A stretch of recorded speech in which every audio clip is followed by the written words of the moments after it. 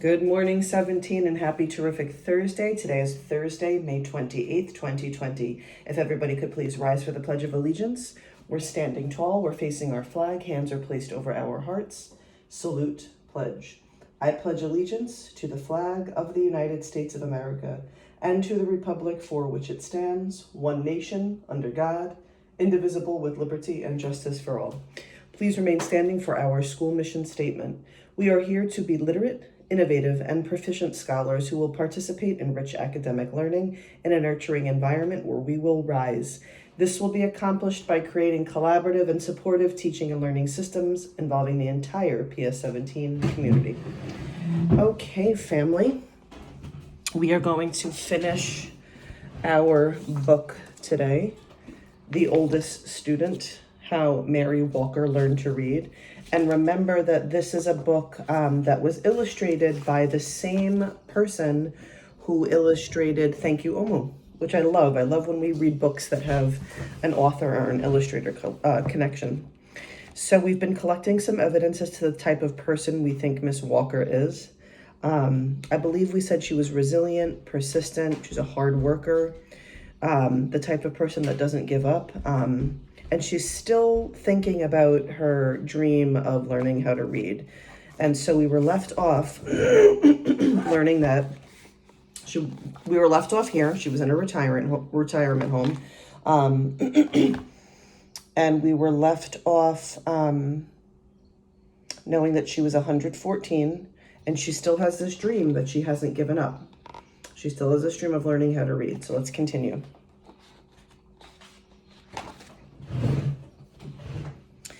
Mary had heard about a new reading class being held in her building. She pursed her lips. No more waiting, she decided. Time to learn. Out of her apartment, into an elevator, and down to the lobby she went. When the elevator down sprang open, Mary saw people sitting under a sign with a picture of an open book. She could not read the words. A neighbor walked up to her. "That's a reading class, Miss Mary. Can I help you over?" Mary shook her head. Then she gripped her cane, lifted her chin, and walked straight towards that sign. She's determined. I think that's something that we can say that she is. She's a determined person.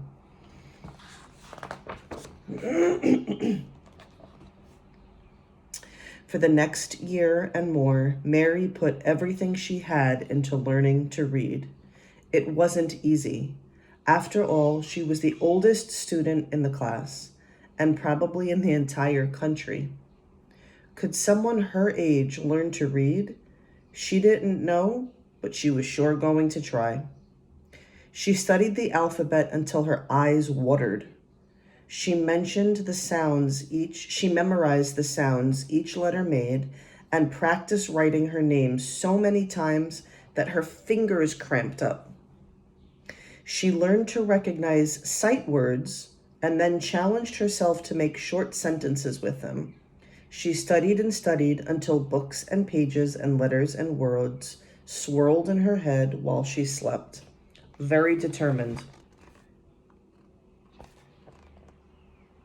And the type of person who never gives up. One fine day, Mary's hard work paid off. She could read. Word of her accomplishment traveled, and people everywhere celebrated with her. Chattanooga, Tennessee's mayor, newspaper journalists across the country, and a man from the U.S. Department of Education who said, "Mrs. Mary Walker, I pronounce you the nation's oldest student," all shared her joy.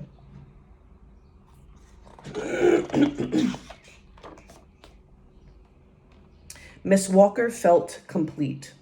She still missed her sons, but whenever she was lonely, she read from her Bible or looked out her window and read the words in the street below. From then on, Chattanoogans, people who live in Chattanooga, Tennessee, honored Mary's achievement with yearly birthday parties. In 1966, President Lyndon B. Johnson sent well wishes on Mrs. Walker's 118th birthday, and in 1969, President Richard Nixon did the same. Miss Walker was now 121 years old.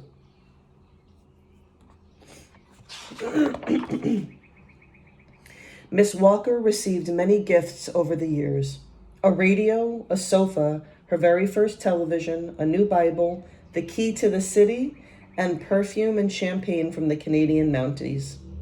She also received something that brought back those long days when she was a little girl: her first airplane ride. From the window, Mary gazed at the trees and rooftops below. No different than a horse and a buggy ride, she joked, but she knew it was. As the airplane dipped and soared like those swallow-tailed kites of long ago, Mary decided that flying was a lot like reading. They both made a body feel as free as a bird. Each year before her birthday celebration came to an end, somebody would whisper, "Let's listen to Miss Mary." The shuffling and movement would fade away until not a sound was heard. Then Miss Walker would stand on her old legs, clear her old throat, and read from her Bible or her school book in a voice that was clear and strong. She also seems like the type of person that's very respected in her community.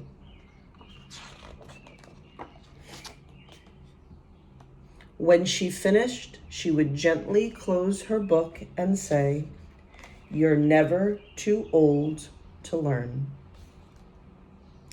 So PS 17, let's learn something today. We've learned a lot of things from Mrs. Walker. Never give up your dreams. You're never too old to learn something new.